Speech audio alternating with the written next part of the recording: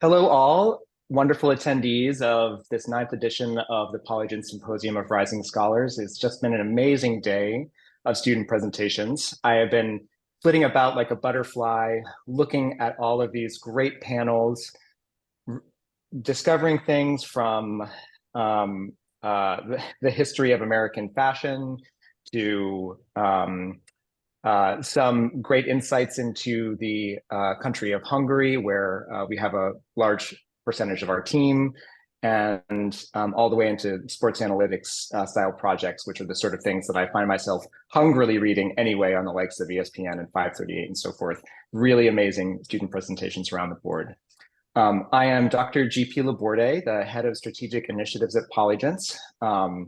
And this is what has become one of the most valuable panels at these symposia, one on how to showcase research on your college application.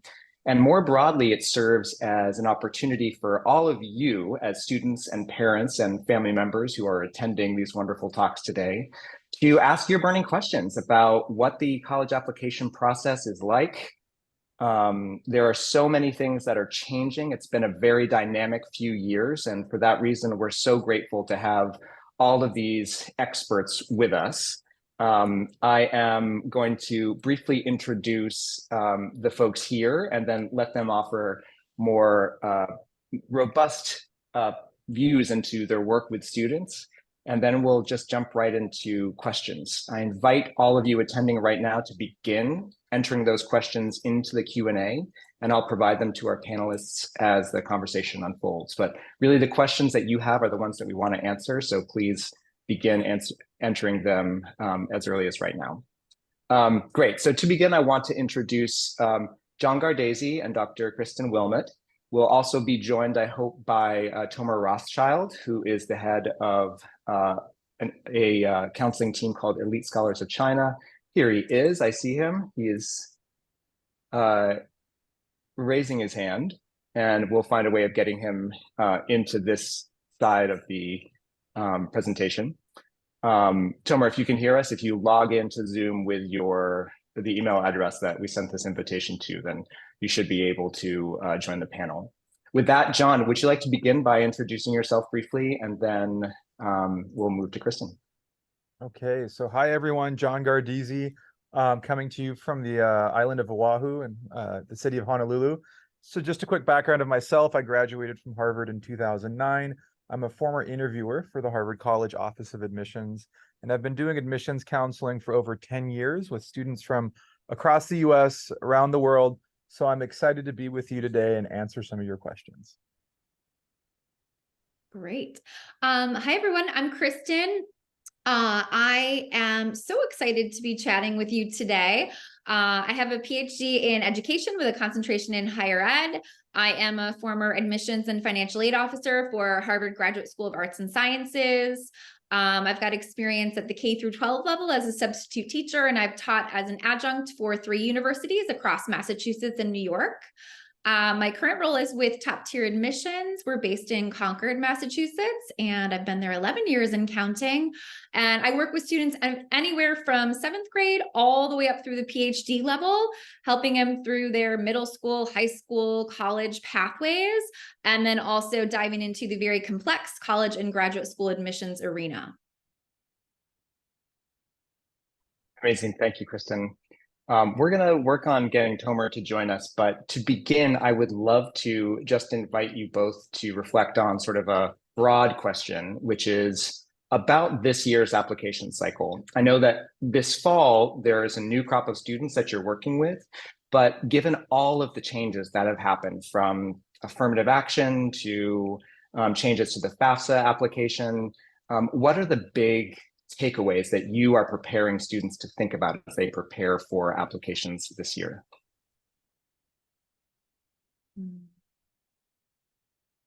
Great question. I'll jump right in. Go right ahead. So I think that one of the biggest things, and we've been getting a lot of questions on this lately from parents and students, not just in this class, but those who are about to come down the pike in the next batch of years. is, boy, with the Supreme Court decision, how do we need to be mindful of diversity? Is this a big game changer? What's changed? What do we need to be aware of? Should we apply to way more colleges now? Are we suddenly eligible for things that we weren't in the past? And so what I like to kind of remind students and parents of is there are still so many ways that colleges can figure out anything that they want for the most part about you, right? When it comes to your race and your identity and your background, these colleges were not slow on the uptake to adapt their supplements. And nowadays colleges ask for between 1 and 7 supplements. And a lot of top colleges jumped on this right away and now have a ton of diversity supplements and personal identity supplements. So one thing that I'm mindful of for my students is trying to help them get a good handle on what they are trying to present to colleges and how do we want that diversity and personal identity supplement to read for you? What are you comfortable sharing? And then also just going into eyes wide open that just because this Supreme Court decision came down doesn't mean that suddenly race just fell out the window when it comes to admissions. There are still a wide variety of ways that colleges can figure out more about you if they want to with those supplements, which even when they say they're optional, they're not really optional. And then also other assorted boxes on the Common App, including list of 10 activities, the additional information section. So I think that's one thing that a lot of my students are being mindful of, not just this year, but also upcoming years. They're worried about the supplements and how should these read. Thank you, Kristen. And I'd love to invite Tomer, who is just joining us on this screen, though I gather he has been listening in, to introduce himself, also introduce Elite Scholars of China. I think that the international applicant pool especially also has new considerations to think about, and we would love to hear about you and your work with students, and then maybe the brief response to the sort of broad takeaways from these crazy few years in the application process. Sure, thank you. Sorry for the technical difficulty. I've been listening to everything. So my name is Tomer Rothschild. I'm one of the co-founders of Elite Scholars of China. We started our company 13 years ago in Beijing, in China, and it's sort of evolved and changed a little bit over those 13 years, but we primarily work with Chinese students and now more broadly Asian students. Started with just students in Beijing, and now it's really expanded to Asian students across Asia, sometimes as far-flung as Panama and Cuba and Switzerland and Dubai. So it's really a focus on Chinese students and Asian students in general. Some of them are in Asia, many of them are in boarding schools in the United States and Canada or elsewhere. I really enjoyed what Kristen was saying. I think that when I look at what's going on, there's just more complexity and much less clarity than there used to be. You know, to begin with, this process, meaning the American process, if we compare it to other countries, it's much more opaque and much more complex. And now it just got way more opaque and complex. So, you know, to Kristen's point, are these optional essays? Is this an optional test? How do I declare my race or other ethnic background? There's still ways to do it, but it's much less straightforward than it used to be. And so I think that begs for much more careful consideration for applicants. Thank you. John. Yeah, I mean, the other speakers have really made some great points. So, you know, a few things. In previous years, I used to see that many students were hesitant to list their race. Like, this was a very common question I would get. And, you know, the reality is, as some of the speakers have, as, you know, Kristen mentioned, colleges can figure out, you know, who you are, your identity, your race, etc. So what I encourage students to do is, if, you know, you are from a background of color, or you have an identity that is very significant to who you are as a person, to use the space in the application essays to talk about your experiences, your lived experiences. I would also encourage you to find a college admissions counselor that you feel comfortable with in terms of sharing the experience and then building out the narrative, because it's truly your package is your package, and you want somebody that can see, you know, things from your perspective and help you feel comfortable. On the financial aid front, it's been interesting. What I'm seeing, not only with my own students, but with other companies, is that financial aid is going to change a bit this year with the FAFSA because with the updates, colleges aren't really, I'm sorry, families won't be getting any sort of additional credit for having an extra child in college. So it is going to be a bit challenging for some families financially to, let's say, if you have more than one child in college, you know, thinking of finances. So if you haven't already and you're interested in, let's say, a certain list of schools, I would encourage you to check out the net price calculators at different universities to see what a particular university may cost your family if you're offered admission. Great. I know that these financial considerations are on top of families' minds, not just least because people are very conscious of the kinds of investments that they're making in college today, but also because of all of these changes. And that's something that we think a lot about as a team, how to help families make intelligent financial decisions, not only through their work with counselors like you, but also in terms of what majors they're selecting and what sort of career prospects and return on investment those things will lead to. The subject of the day specifically for us is also something that's come up in a few of these student questions. And I want to just jump right into those because it allows us to talk about research per se and its place on college applications. So some students in this chat have asked, how do I know the best way to showcase my research project? I've heard some conflicting advice. Some have told me to talk about it in the Common App essay. Others say to just talk about it in the extracurriculars. Others say I should admit as an additional supplement. What to do. And so knowing that there are many different good answers to this question, I'd love to have each one of you just say how you help your students think about research and where you help them frame it on their applications. And maybe Kristen, just to follow the order we've been going. Yeah, absolutely. So I think it's a great question, clearly very relevant given our students here. So first and foremost, I would say it depends, right? Because you've got a lot of options available to you. You have the list of 10 within the Common App. You have the additional information section within the Common App. You have your main essay that's going to all colleges. And then you have the supplements. So our stance for the most part is first we have to figure out what you're bringing to the table. And I feel that it used to be the colleges wanted a well-rounded student. Way back when I went to colleges, it was like, how many clubs can you join? How much volunteering can you do? How many nonprofits do you go to once a week? And now we're so far from that, right? So colleges are looking to fill a well-rounded class. So we're very mindful of what's the academic niche that you're presenting to colleges with. Now, most of the time, if you've just spent months, weeks / months / years on a research project, that is your academic niche, right? Like that's your love. And that's great. You worked with someone who was well-known in their field and you've got a wonderful paper or presentation or whatever the case may be that can showcase that. That's great. That will probably weave its way into your main essay if it jives with your main academic niche, but not a resume overview, right? Like not I'm going to take all the bullets that I would ordinarily put into a resume, and then I'm just going to weave them in paragraph format and call that a day with a main essay, because that's just a list format. That's a resume overview. And you could get tagged at the admissions read table as, oh, what do you know? Another resume essay. So we don't want those. We don't want you to put that forth. I think that ideally, it would be something where it's in your main essay, but depending on what your academic niche is, it might not be.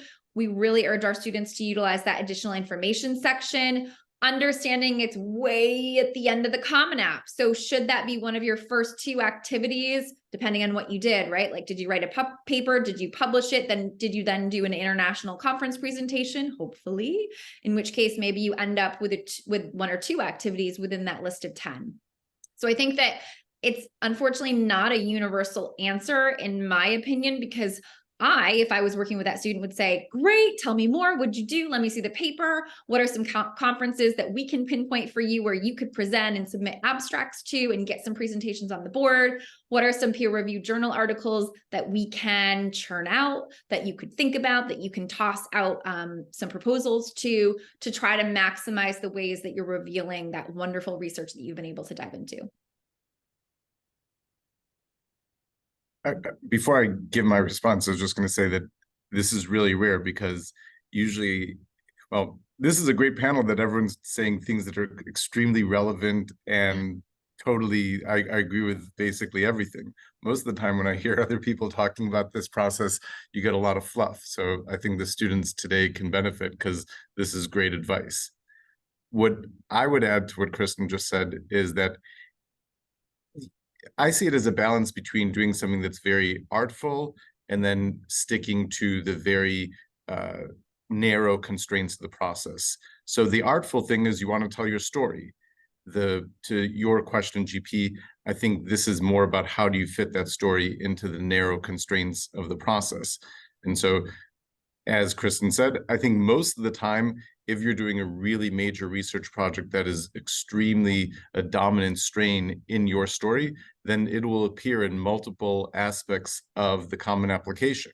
And it has to be one of your main activities. I mean, unless you won a gold at the 2020 Olympics, then this is going to be one of the main things that you're talking about.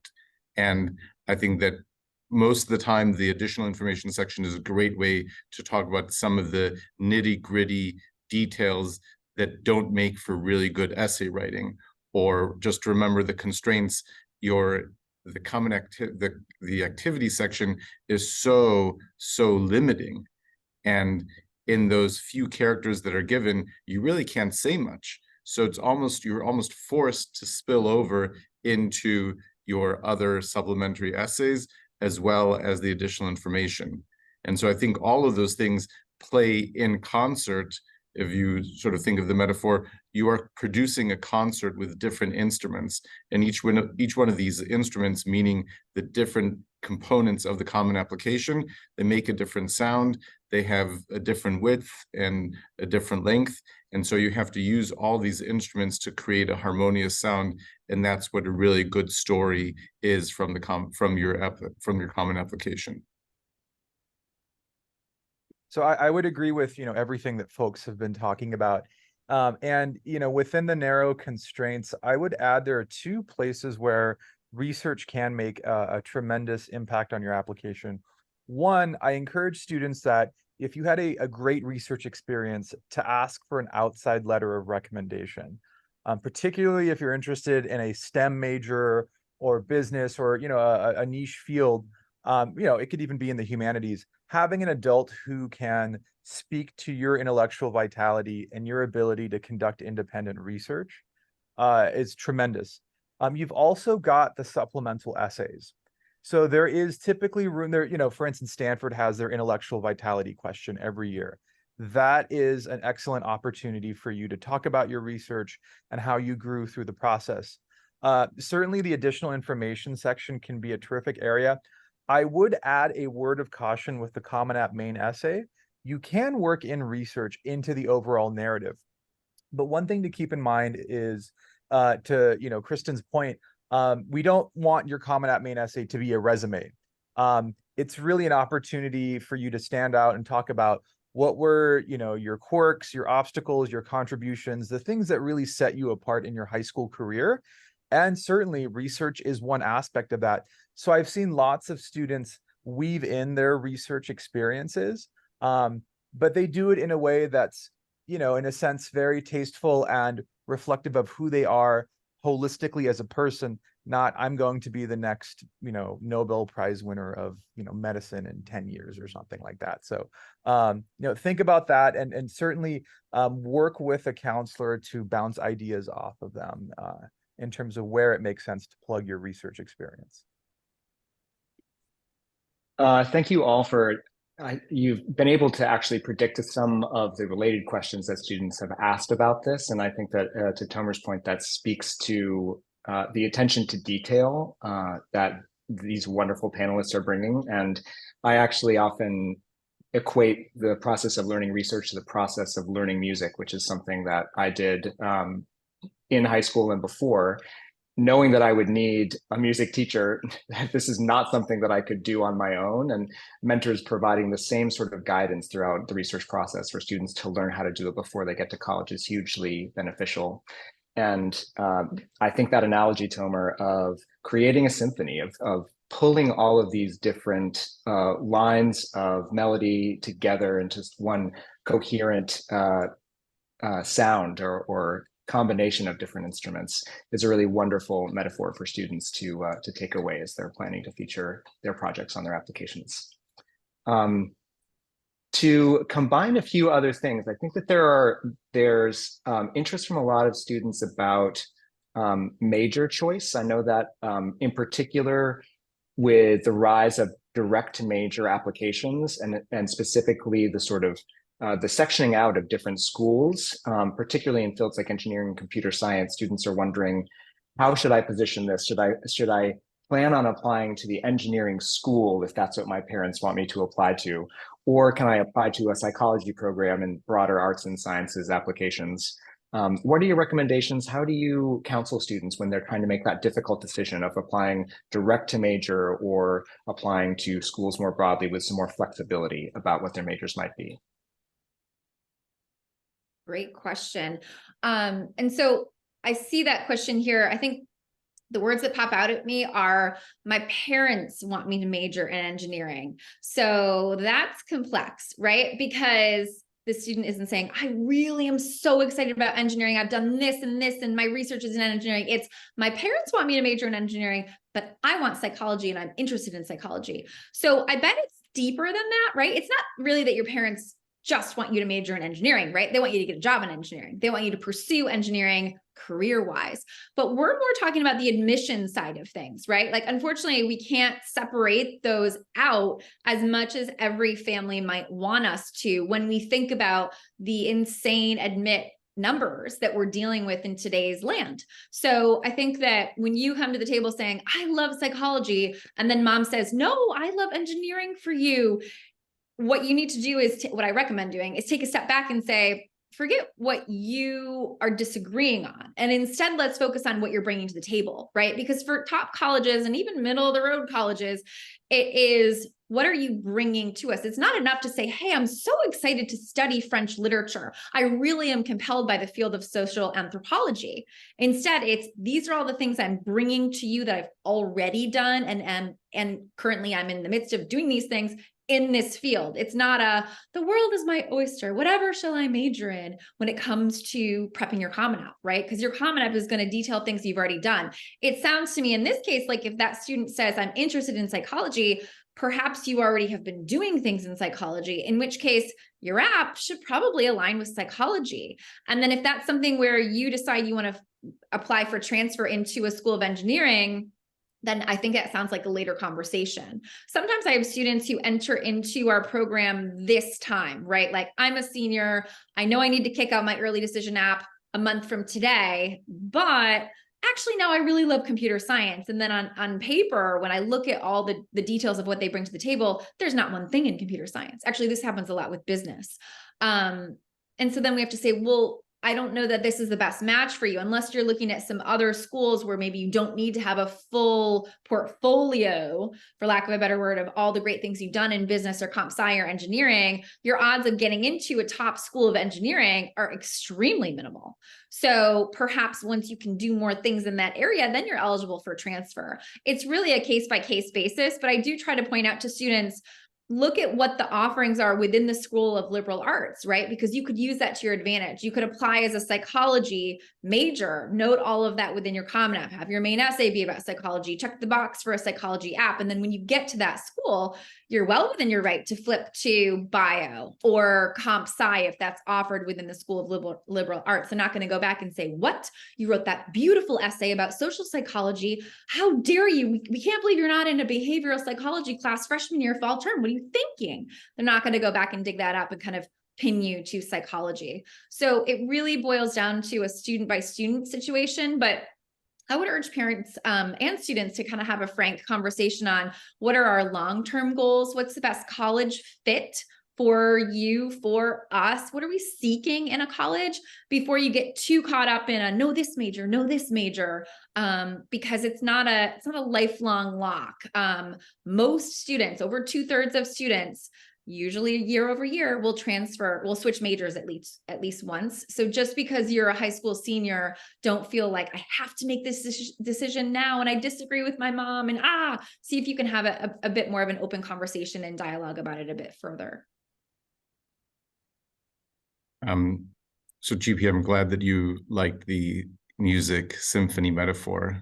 At the risk of having another metaphor, I'll go that way. I hope this one can hit the right note as well. Excuse the pun.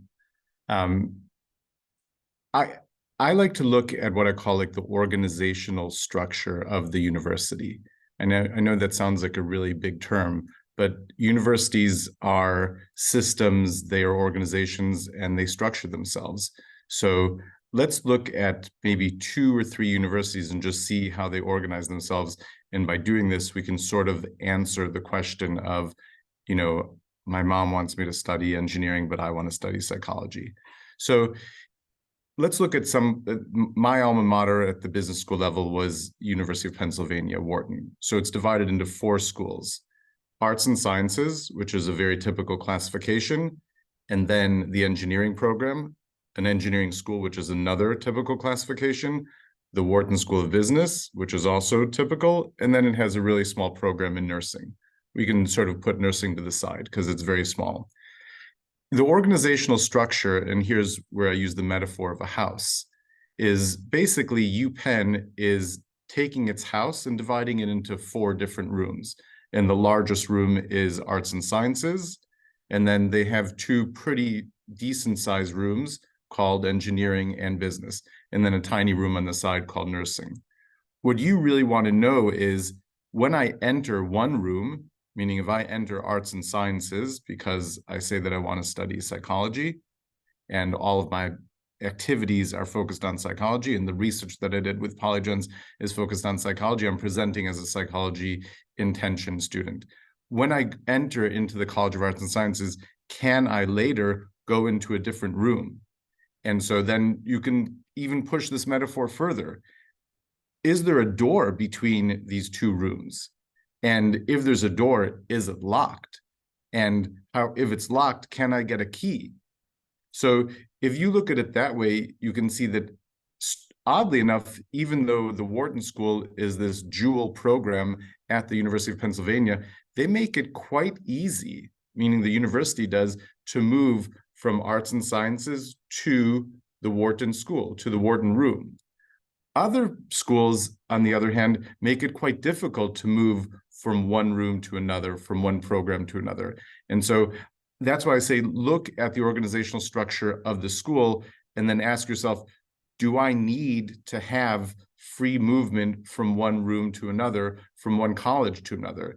If you think that you might study psychology, but if you don't, then you'll study economics, don't worry. Those 2 majors are always in the same college, in the same room. And so you don't need to have a key. You don't need to leave rooms. You're always going to be in the College of Arts and Sciences at every school you go to. But if you think that you might move from economics to business to engineering, then pretty much no matter what school you're at, you're going to be changing rooms. And that's where you have to think about, does this school allow me to change rooms? Does it make it easy for me to switch from one college to another? And for many students, it doesn't really matter because their interests, let's say, to simplify it, A and B are both in the same school. And so, as Kristen said, universities really they don't care. They allow you to move from A to B if A and B are in the same school. That's never an issue. But the moment that your interest C is in a different school, that's where it might become a problem for different universities, or it may not. It all depends on the organizational structure of the university.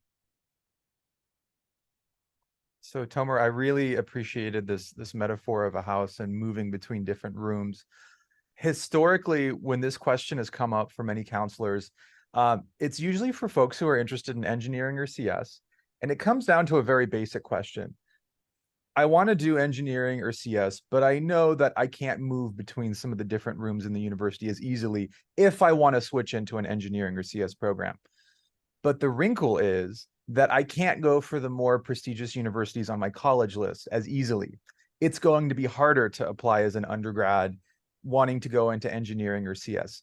So I'm stuck with this dilemma. Do I go for a more prestigious school on average in terms of balancing out my list across reach, target, and safety schools? Or do I go into an engineering or CS program where, let's say, mom and dad may be happy and perhaps I may be satisfied?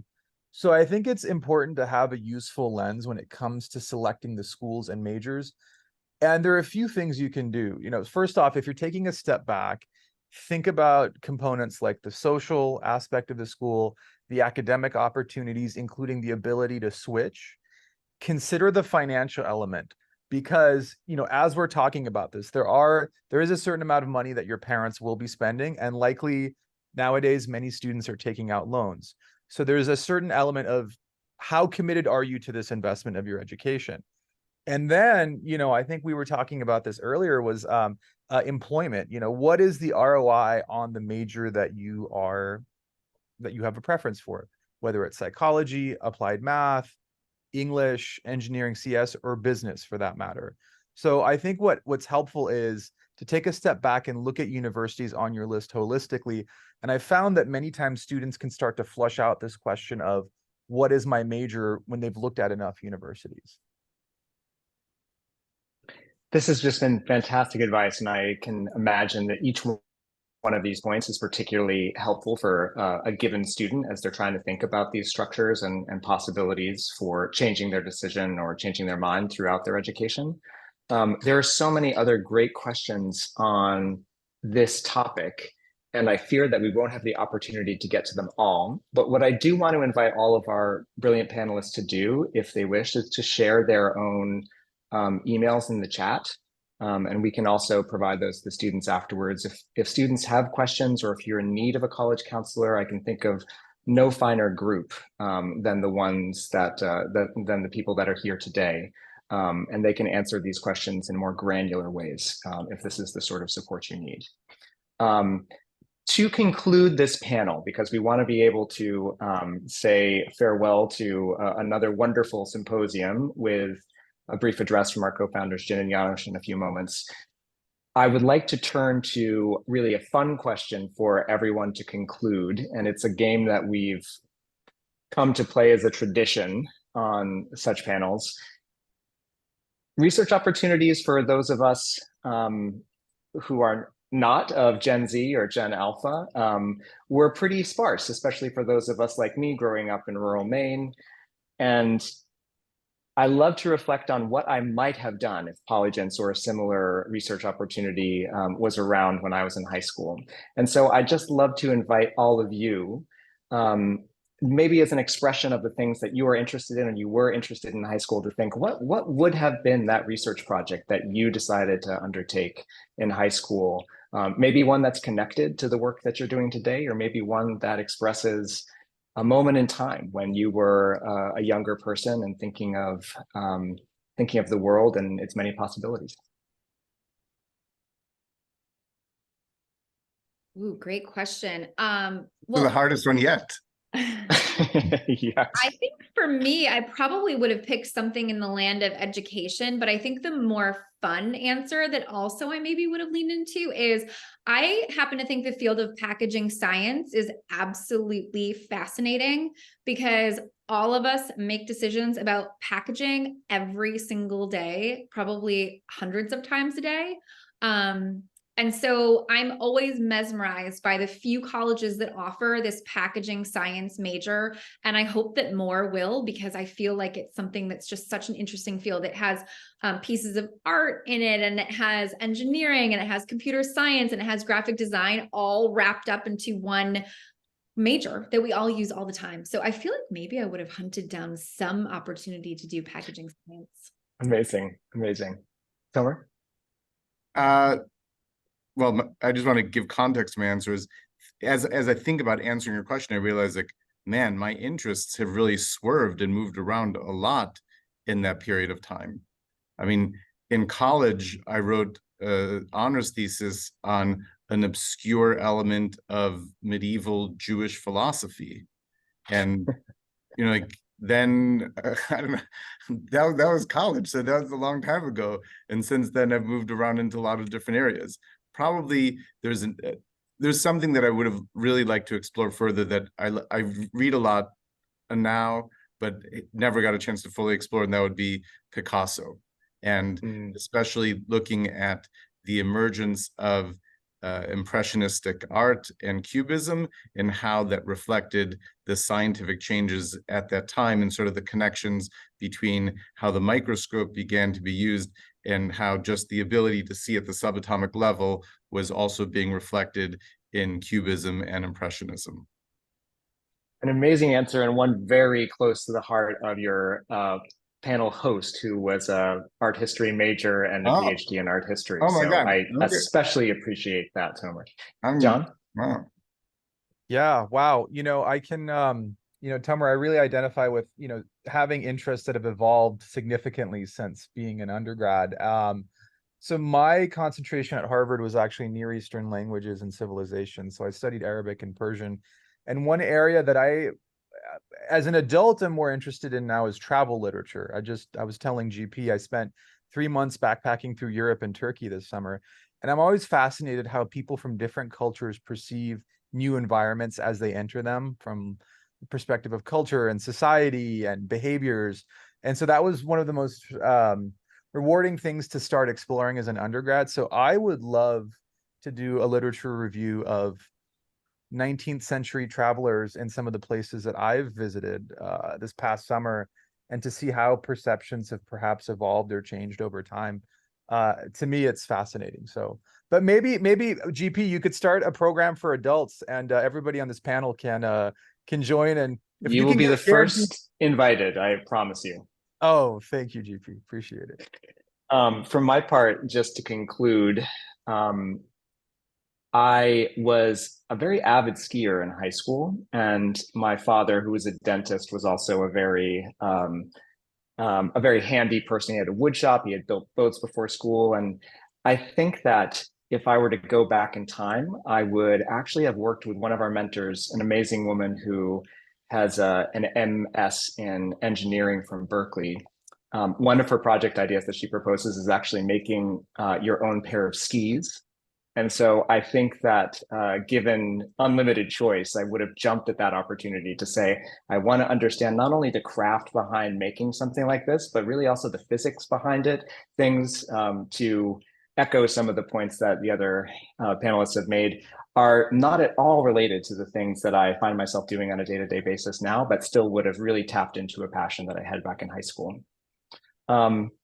With that, I just want to thank all of you for taking the time out of your day to join us. I think that these answers and reflections have been immensely valuable to students.